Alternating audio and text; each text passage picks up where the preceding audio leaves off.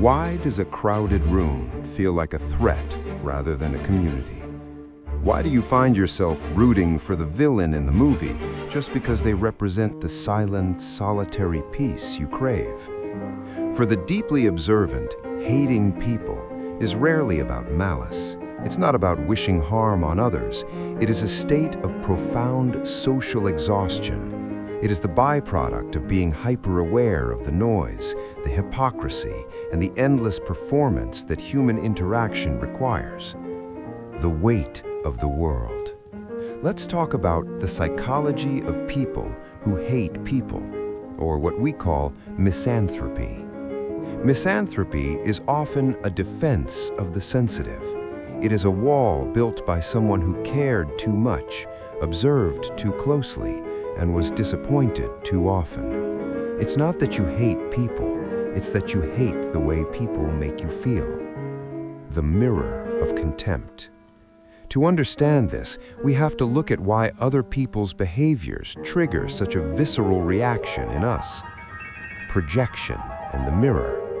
Often, the things we hate in others are the very things we are most afraid of in ourselves, or the things we were never allowed to express. We hate the loudness of others because we were forced to be quiet. We hate the selfishness of others because we were forced to be self-sacrificing. When you look at the world and see a sea of idiots or monsters, your brain is often performing a preemptive strike. By keeping humanity at an arm's length through contempt, you ensure that no one can get close enough to hurt you, disappoint you, or see the parts of you that you're still trying to hide. The burnout of the hyper-attuned. For those who are deeply observant, every social interaction is a high-bandwidth data transfer. You aren't just hearing words, you are tracking micro-expressions, sensing hidden agendas, and feeling the shift in the room's energy. Secondary misanthropy. This isn't a personality trait, it's a symptom of sensory and emotional overload. When your nervous system treats people as stimuli, and that stimuli is consistently overwhelming, your brain categorizes the human race as a threat. The hate you feel is actually a no. It's your system's way of saying, I cannot process any more of this. You retreat into solitude, not because you're cold, but because you're overheated.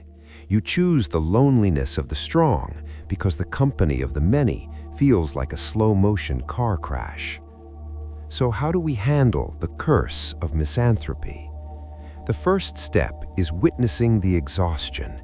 It's recognizing that your anger toward humanity is actually a grief for the world you wish existed, but doesn't.